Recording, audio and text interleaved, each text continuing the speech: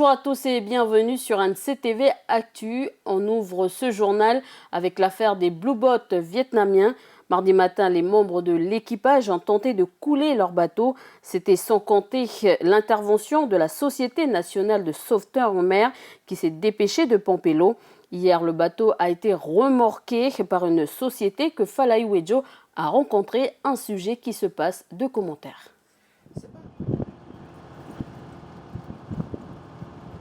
Le Blue Boat, il était à la place du remorqueur, là, du Marcel. Là. Donc on l'a récupéré de là. Donc avec le Lady Beveline et puis l'Annabelle. Donc le Lady Beveline, il était à couple. Et on a pris avec l'Annabelle en flèche. Et puis on l'a emmené au poste 8.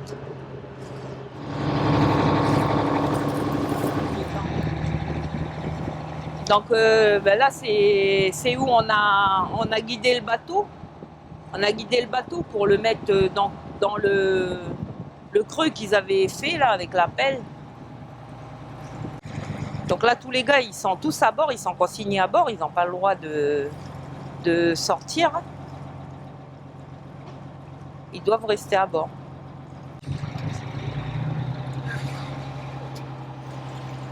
Donc là, voilà, ils ont endigué le bateau. Là, il ne pourra plus sortir. Il est bien endigué et les gars, ils vivent à bord. Ils sont surveillés par la police des frontières. Donc ils ont mis des vigiles apparemment qui les surveillent.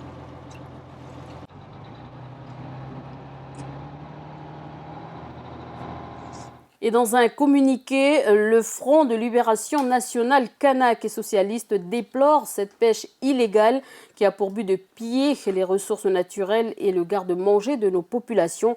Il s'inquiète également des risques qu'encourent les pêcheurs locaux qui rencontrent les Blue Boats. Toujours dans ce même communiqué, le FLNKS constate par la fuite des Vietnamiens que l'État a échoué dans ses engagements et demande au gouvernement local de trouver des solutions en proposant de trouver de nouvelles manières de surveiller et contrôler nos espaces naturels en développant une coopération avec nos pays voisins. Direction Wailu, 4 mois après les terribles inondations qui avaient causé, je vous le rappelle, la mort de 5 personnes et 3 disparus. Il y avait également d'énormes dégâts matériels. Le pays s'était mobilisé pour la collecte de dons destinés aux sinistrés. Aujourd'hui, la distribution de dons fait l'objet de débats entre sinistrés et le personnel de la collectivité. Le reportage d'Aurélie Néautine. Vous voyez, il y a des lavabos, des lits. Ça, c'est le surf qui nous ont remis en dons. Ensuite, plus loin, vous avez des armoires que la Croix-Rouge nous a remis aussi. On est parti récupérer au dog. Des lavabos, des lits, des tables ou encore des sanitaires. Ici, les dons continuent d'arriver. Le matériel est stocké à différents endroits en attente de trouver de nouveaux propriétaires. On avait demandé aux gens, ceux qui avaient tout perdu, de venir nous voir pour qu'on puisse leur donner, au cas où eux, ils reconstruisent quelque chose. Voilà. Donc on est en attente. On attend que les personnes ils viennent nous demander ce qu'ils ont besoin. Au lendemain des intempéries, la Calédonie se mobilise et de nombreux dons parviennent jusqu'à Wailu. Aujourd'hui, un sentiment de colère et d'injustice se fait sentir parmi la population face à la redistribution des donations. Le problème, c'est que tous ceux qui travaillent bénévolement, là, mais ils se servent aussi, ils ne sont pas sinistrés, puis ils se servent. Tout le monde sait tout ça. Et puis personne ne dit rien, ben voilà. Moi, je crois les gens sur parole. Les gens, ils viennent, ils me disent qu'ils sont sinistrés, ils ont besoin de tel ou tel matériel, moi je leur donne. Je donne le matériel à tous ceux qui viennent demander. Voilà. Maintenant, après, c'est vrai que je ne suis pas derrière tout le monde pour vérifier, peut-être c'est un tort, vérifier si vraiment ils sont dans le besoin. Pour l'heure, la mairie appelle la population dans le besoin à venir se faire connaître auprès d'elle pour bénéficier du matériel encore disponible. On enchaîne à Saint-Louis. La route reste ouverte de 5h30 à 19h et fermée la nuit. Dans un communiqué, encore une fois, le FLNKS dénonce les exactions de Saint-Louis, je cite, qui ternissent notre projet d'accession à la pleine souveraineté et appelle l'ensemble des populations, les responsables associatifs et politiques, les responsables de l'État à plus de sérénité dans les prises de parole et actions. Et enfin, demande que le dialogue soit engagé avec les autorités compétentes pour que chacun y trouve sa place. Et je vous rappelle également que la réunion aura lieu demain au commissariat. Aujourd'hui, c'est la journée mondiale des zones humides. Et depuis février 2014, les Grands Lacs du Sud sont classés site Ramsar. Cette zone est constituée à 90% de formation végétale. Les explications d'Anissa Toussi. La province Sud invite dès aujourd'hui les Calédoniens à consulter publiquement sur leur site le projet de plan de gestion des Grands Lacs du Sud établi en octobre dernier. Ces Grands Lacs sont les derniers sites d'outre-mer à être inscrits à la Convention Ramsar. Ils s'étendent sur environ 44 000 hectares de zones humides qui englobent 9 aires protégées, comprenant le parc provincial de la Rivière Bleue, les chutes de la Madeleine et la Netcha. La Convention Ramsar est un label international décerné aux zones humides exceptionnelles afin de valoriser une gestion durable de ces sites. Les internautes peuvent également apporter leurs remarques ou leurs suggestions à ce projet de plan de gestion.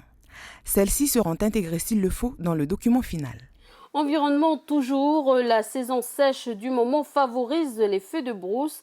Du coup, Higiné Pidjo, un habitant de Puebo, a invité les enfants de son entourage au captage qu'il a lui-même construit pour les sensibiliser à la protection de l'eau. Natacha Ogui. Ici, on peut voir des éboulements. Hein. Là, par exemple, juste en face, là. On a la terre qui apparaît. Vous voyez, là, juste en rouge, là, ici, là, juste en face, là. Vous voyez là. La commune de Puebo est connue pour toutes ses rivières et ses cascades. Higiné, un habitant de la commune, est ce jour-là le guide d'un groupe d'enfants. Au programme, une visite assez particulière, celle de son captage d'eau situé à 5 km de chez lui. Son objectif, leur montrer les conséquences de la disparition des arbres. Toute cette terre-là qui a éboulé, là, qui a bougé de là-haut, il arrive ici. Voilà, on voit le tas de sable, là, ici, là-bas.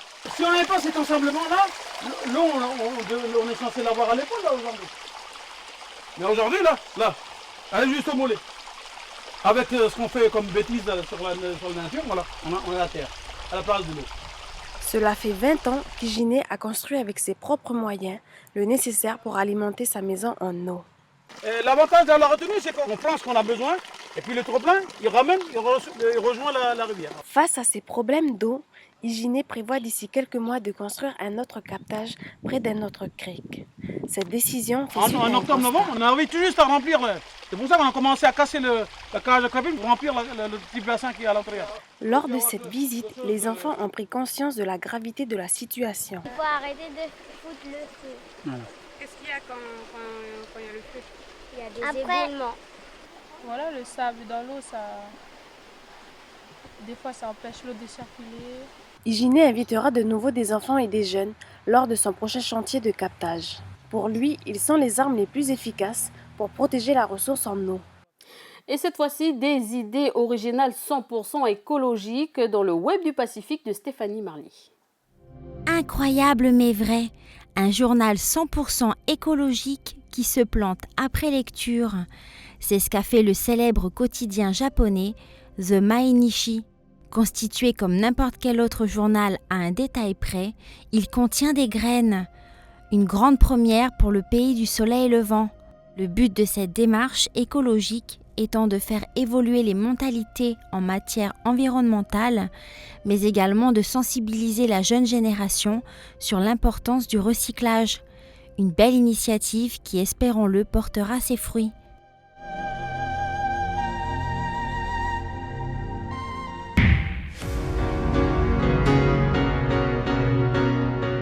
Enfin, direction l'Australie, où les enfants explorent le monde des objets grâce à un nouvel outil pédagogique qui n'est autre qu'un robot modulable et connecté. Par ce jeu d'exploration et de construction, l'enfant interagit avec son environnement matériel et social. Petit plus, l'enfant pourra l'animer grâce à un ordinateur.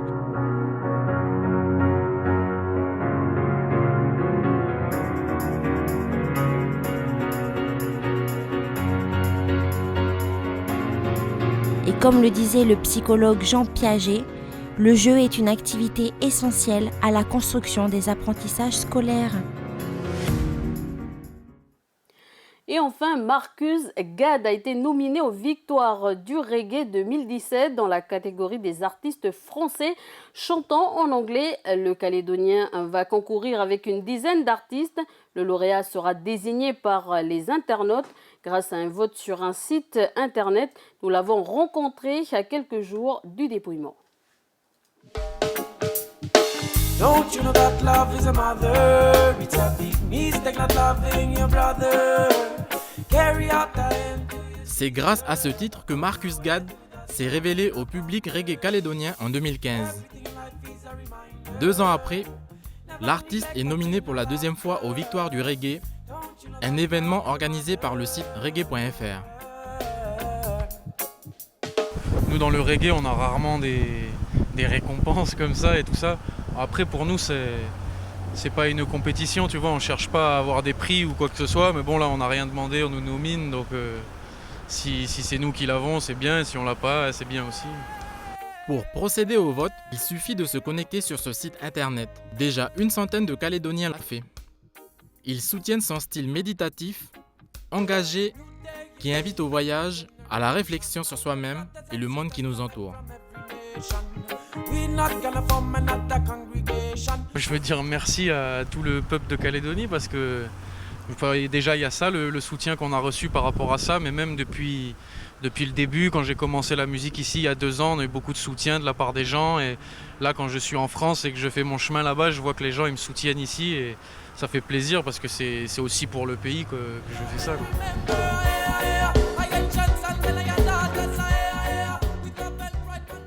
Marcus et son groupe viennent de terminer l'enregistrement de leur tout premier album en France. Il sortira en avril avec des tournées programmées en Europe et au pays. En attendant, vous avez jusqu'au vendredi 3 février 2017 à minuit pour soutenir Marcus Gad.